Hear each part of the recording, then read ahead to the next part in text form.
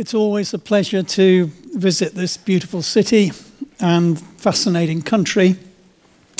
We in the UK are enjoying the same calm spring weather as you. The political climate is, of course, very different. Teresa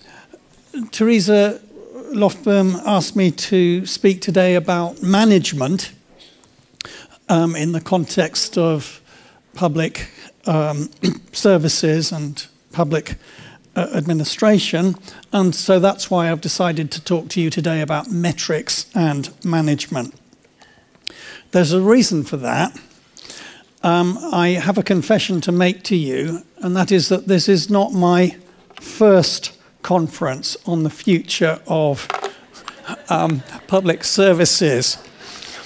If you go all the way back to 1972, and that's as it happens, the year before the UK joined the European Union, or European Economic Community as it was called then, I went to my first academic conference, which was on the future of public administration. And this young fellow that you see on the left is me at that time. As you see, there's been some deterioration since then. But the reason why I bring it up is that this was intended to be a conference about the future of public administration. But looking back, somehow it managed to miss most, if not all, of the significant things that were about to happen in public administration over the subsequent decades. And one of the things that wasn't discussed was the development and application of metrics in public services and public administration as a reflection of what I'm going to call Drucker's law, after the famous Austrian-American management guru. And it's to Drucker that the saying, "what gets measured gets managed," is often attributed. If you read the small print on this slide, it's not clear that Peter Drucker did actually say precisely that. I've given you the precise passage from his book on the practice of management, in which he says just about everything except that. But the phrase "what gets measured gets managed" has been boiled down from what he said at that time. And he was arguing that one of the key tasks for management is measurement. And as I also say, it's not clear that Drucker was the first person to say that. Jeremy Bentham was maybe there before him. So was Frederick Winslow Taylor. And others too that we could mention. But Drucker certainly popularized this idea and brought it into management in the decades after World War II. And since that long ago future of conference that I attended at the then new University of York, we've seen Drucker's law, if we can call it that, applied to public services and indeed public finance as well in a variety of ways and from different political perspectives for different purposes. When I went to work in Australia, a decade or more after that photo you saw of me a moment ago, it was at that time the women's movement that were leading the attempt to develop new metrics of public spending to reflect the gender distribution of public spending, a very new idea at that time. And I think there was a link to Sweden, indeed, in that process. And we've seen Drucker's law applied to public services and public administration in at least three ways. One of them in the form of targets the setting of floor standards above which performance is expected to fall, or above which money is expected to be spent.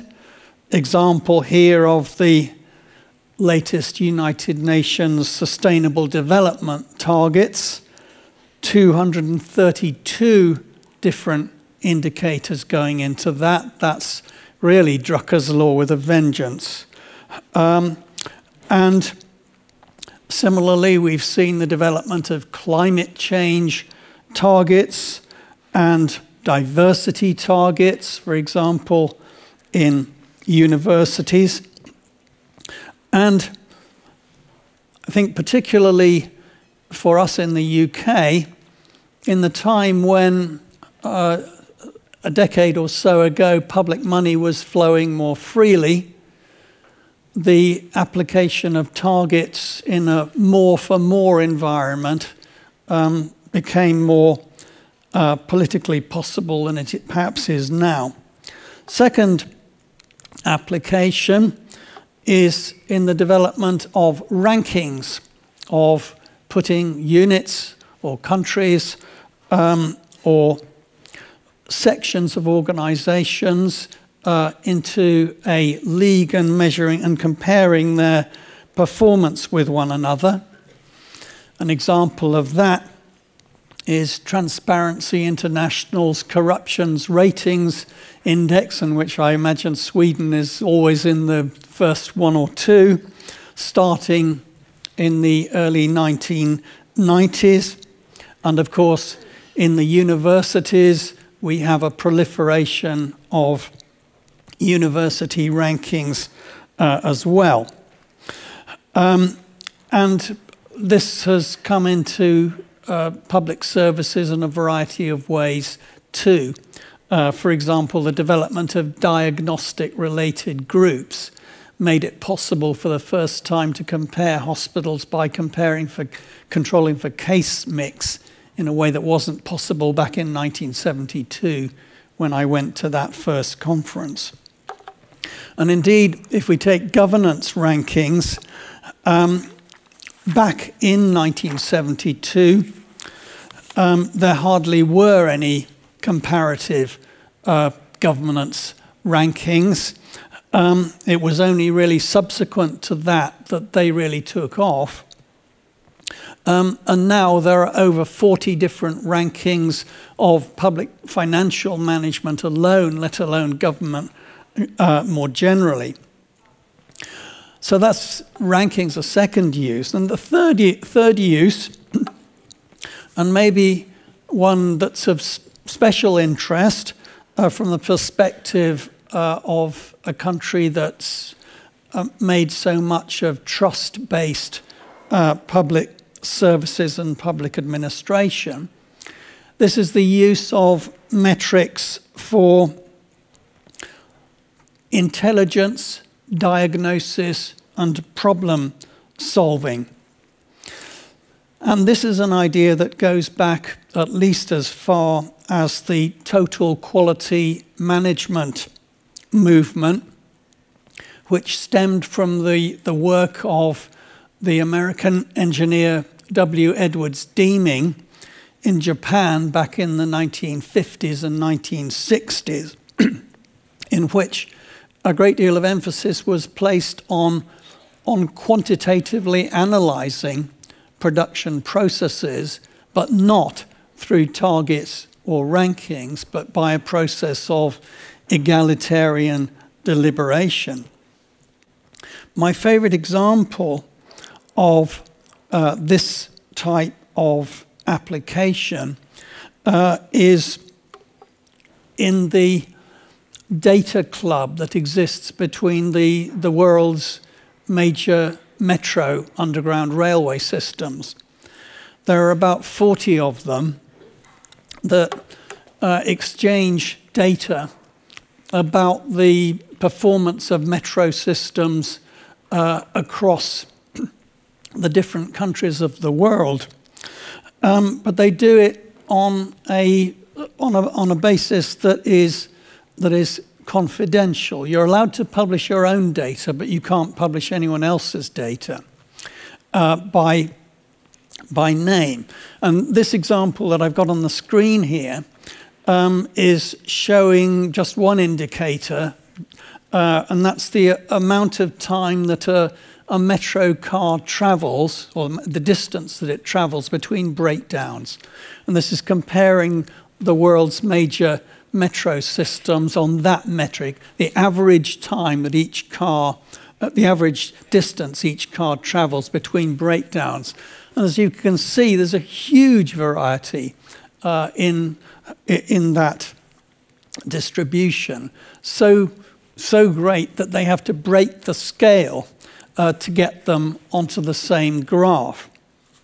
And I believe it's the case, for example, that the metro in Moscow is 100 times more reliable than the London metro, 100 times more in terms of the average distance travelled by each metro car between breakdowns. And this is very interesting because the technology is almost exactly the same. The motors are exactly the same. So almost certainly this is telling us something about the social systems rather than about the technology, and we could go more into that. And this is an example of a data club formed to share intelligence, perhaps an odd kind of data club consisting of engineers, hard-nosed people, totally preoccupied with metrics, and in a situation where, generally speaking, there's one major metro system in most countries, so they don't have domestic comparators. So that's Drucker's law. Still important, I think, and still worth discussing in relation to how public services might be managed and what the right distribution between applying Drucker's law as targets, rankings, and diagnostics or intelligence, what that balance should be. But a few years after that 1972 conference that I attended in York, another law emerged. And we can maybe think of this law as the evil twin of Drucker's law. And that's Goodhart's law. After Charles Goodhart, an economist at the London School of Economics. And Goodhart framed his law in the mid-1970s as a young economist when he was working on analysing methods of controlling the money supply and indicators of the money supply. For those of you of a certain age, like myself, you will remember, others of you may need to be reminded, that way back in the 1970s, there was a big dispute between monetary economists and Keynesian economists as to what was the best way to run the economy. And monetary economists put much more emphasis on the control of the money supply in order to control inflation. But the question was, what was the right measure of the money supply to apply the controls to? And what Charles Goodhart argued was that the more weight in relation to control was placed on any one indicator, one metric, the less reliable it became. And that too has come to be applied more generally to public services and public administration. And as with Drucker's law, I've met other people who claim to have invented it before Goodhart, and I don't want to decide those historical priority claims here, beyond saying that Goodhart is the person most commonly credited with it. But it is clearly an important issue when we're thinking about using metrics for management in public services. And this relates to the development of a literature on gaming of performance metrics. That is to say, rule-bending behaviour, as I've put it here, that formally complies with official metrics regimes, but doesn't necessarily comply with their spirit. And three of the well-known examples of this are, as I've said on this slide, ratchet effects, threshold effects, and output distortions. The ratchet effect is what many people claim to have killed the Soviet Union, and that is a situation in which, if there are annual targets for improvement in some service or production item, the producers limit the extent to which they improve to that covered by the target, even though they might technically be able to do much more than that. And that's in the expectation that targets will be raised again in a future year, and so therefore you want to be able to meet that. That's the ratchet effect. And it's often said that after Stalin's death in the 1950s, Soviet managers for the first time started to have longer time expectancy in their posts as the reign of terror was removed, and so consequently the ratchet effect increased. And you can see that in other circumstances where you get annual targets being set. The threshold effects and output distortions are other variants that we commonly see as well. And as far as the budgetary process is concerned and public financial management, we see similar developments too. I'm not going to go into this in detail, but I just want to make the point that in public financial management, what we do is to divide spending into categories in order to control it more precisely. So that, for example, we divide administration costs from program costs. We divide spending in cash from non-cash costs. We divide capital spending from current spending.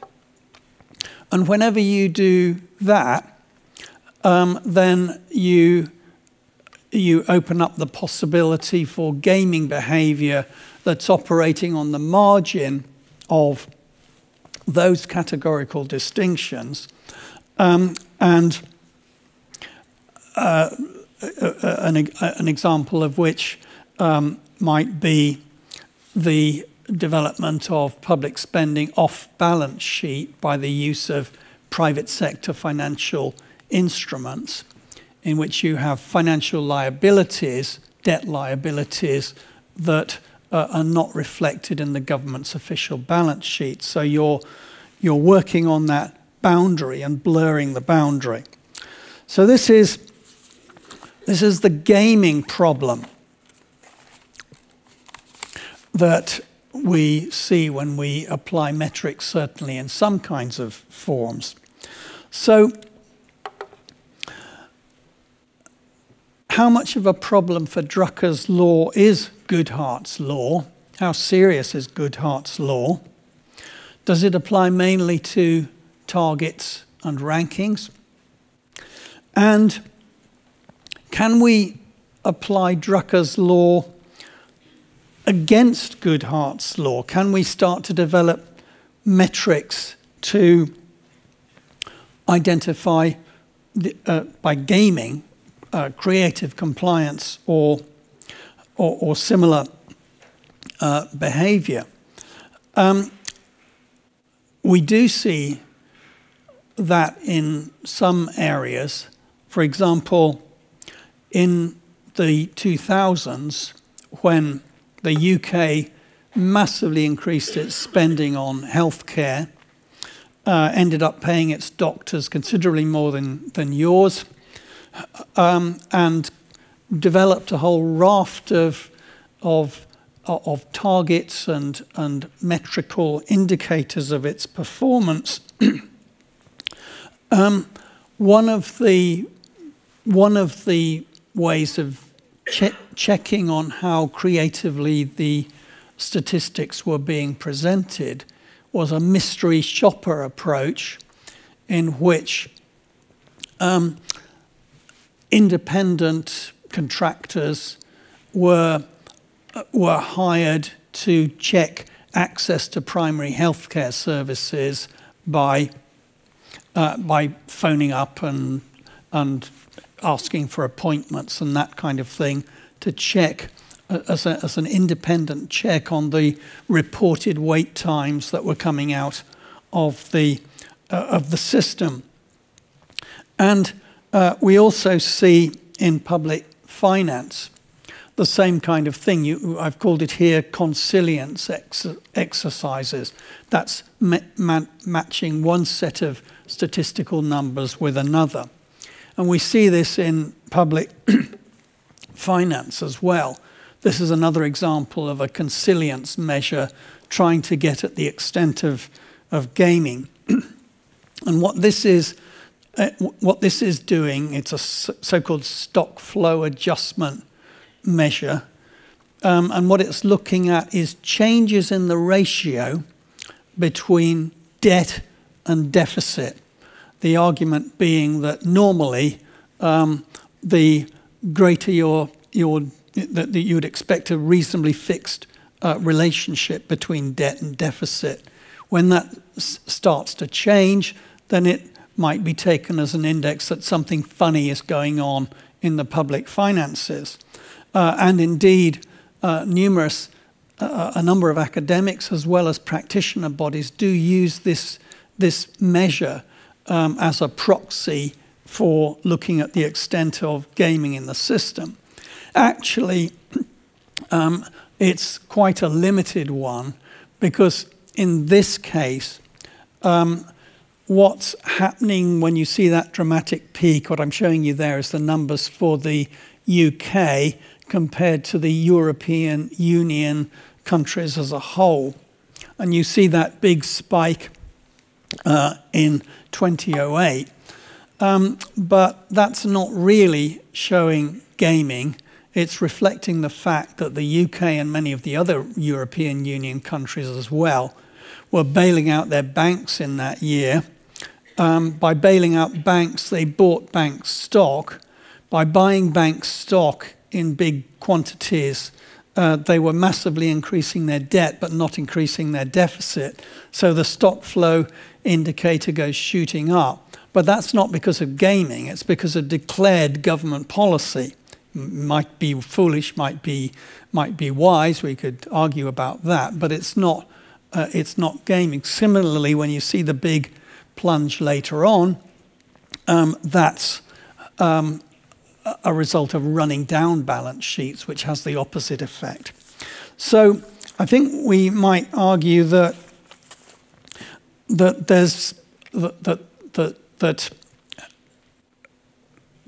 consilience has a place, but it's maybe not the whole story. And that takes us into the question of what kind of social mechanisms can or do limit gaming in public services and metrics. And as I've said here, traditional remedies for that are things like official adversarial challenge systems in the form of legislative committees, public auditors, other adversarial bureaucracies, and I certainly don't want to claim that that's not important.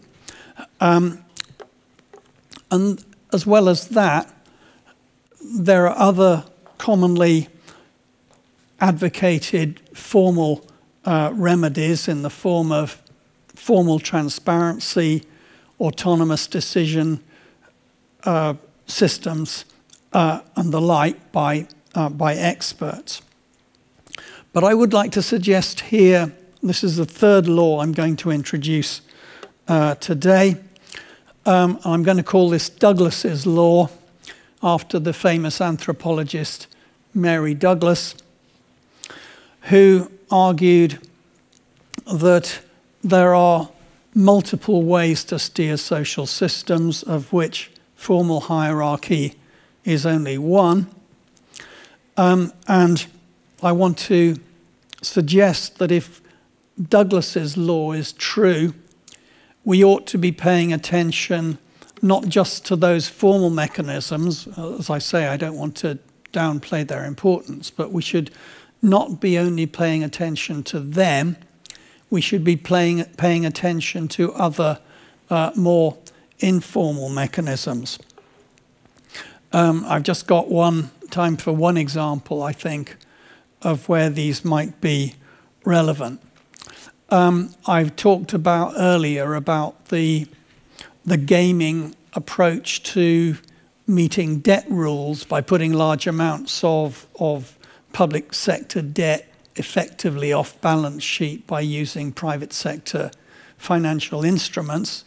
And the UK in the 2000s built up something like 45 billion euros of such debt that was off the balance sheet. And there were complaints from the public auditor and from the parliamentary committee that was concerned with public finances about the issues involved in this. But what actually killed that bit of gaming was not really the auditors and the legislative committees, it was the market.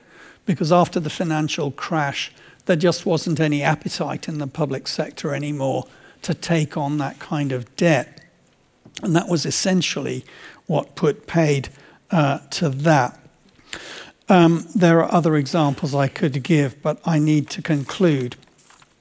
And I just want to leave you with the following thoughts.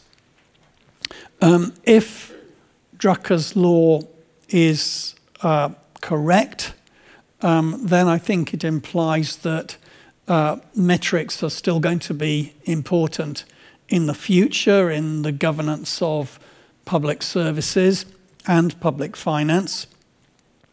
And it does raise those questions as to how we use those metrics as targets, as rankings, as diagnostics, etc.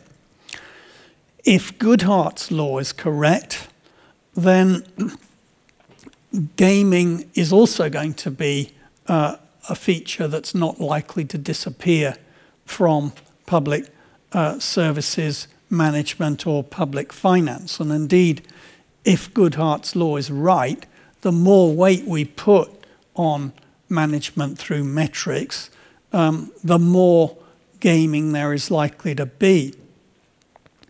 And if both of those laws are correct, I've suggested maybe there is some scope for using Drucker's law to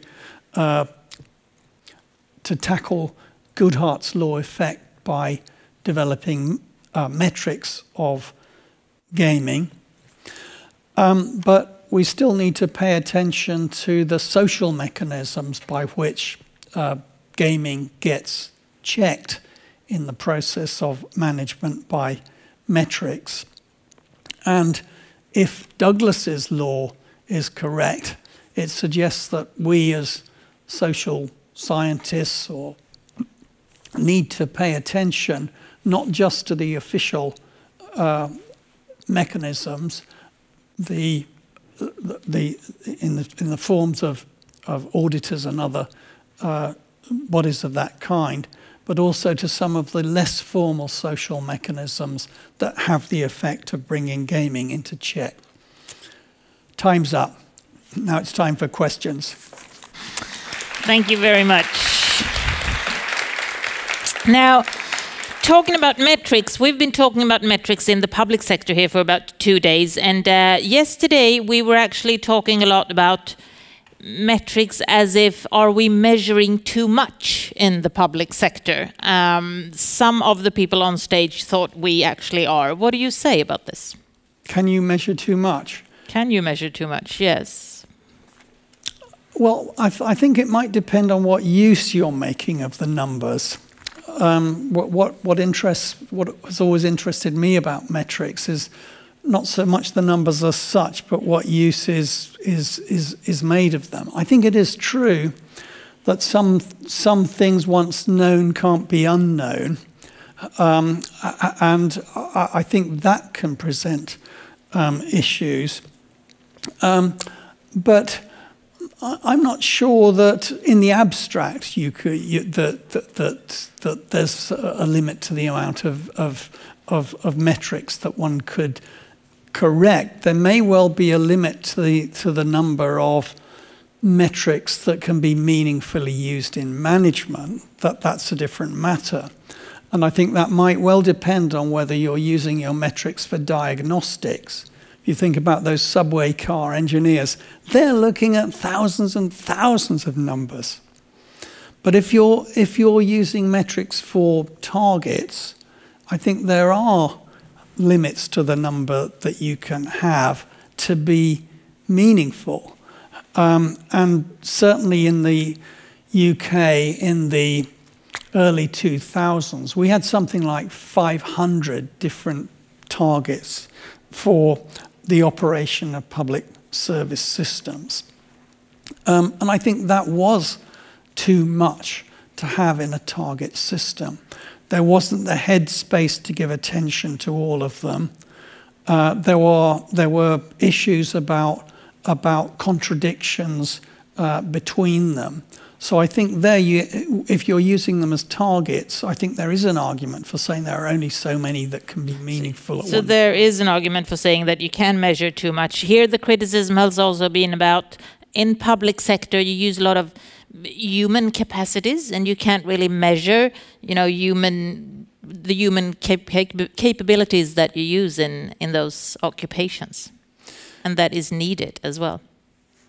Well, where does that go?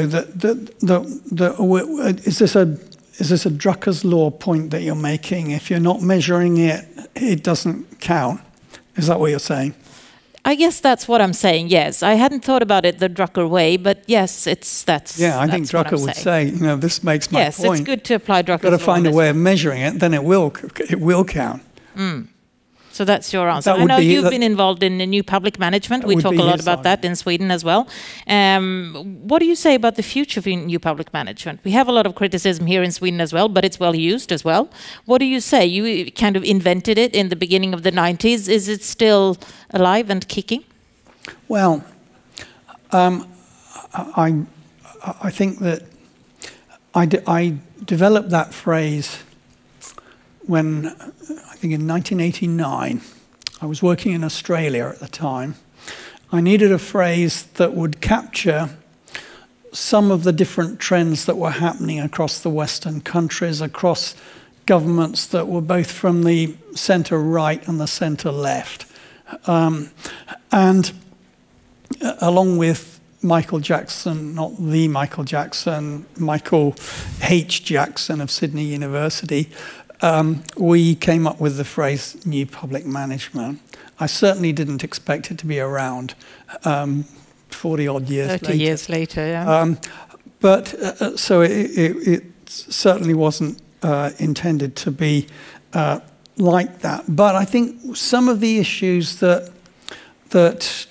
were around then are still issues that affect us today. If you think about it, There are only so many ways that public bureaucracies can be kept under control. You can, of course, decide not to control them at all and just trust them to do their own thing. And I know that that's been an idea that's been popular here. But to the extent that there is a need for some control, there are only a limited number of ways you can do it. And new public management is one, you say? You can do it by direct control. You can do it by ministers or whoever directly giving orders and observing, but there's a very sharp limit to the extent to which that can happen, even in small countries. So most of the options for control are going to be by indirect control. And there are really only two ways of doing that. One is to work on the traditional way that bureaucracies have been controlled, which is by a double-bind process of exposing them to contradictions. And the other one is NPM. The other one is by feedback systems working through a homeostatic system. And I believe that you've still got that dilemma today if you're going for indirect control of bureaucracies. If you can do it all by management, by walking about, if you can do it all by leaving it to trust, fine. But if you're going to operate through control, those are the options you've got. So you seem to think it's still going to be relevant and resilient for quite many years. Yeah. Thank you very much, Christopher Hood, for joining us today. Thank you. Thank you.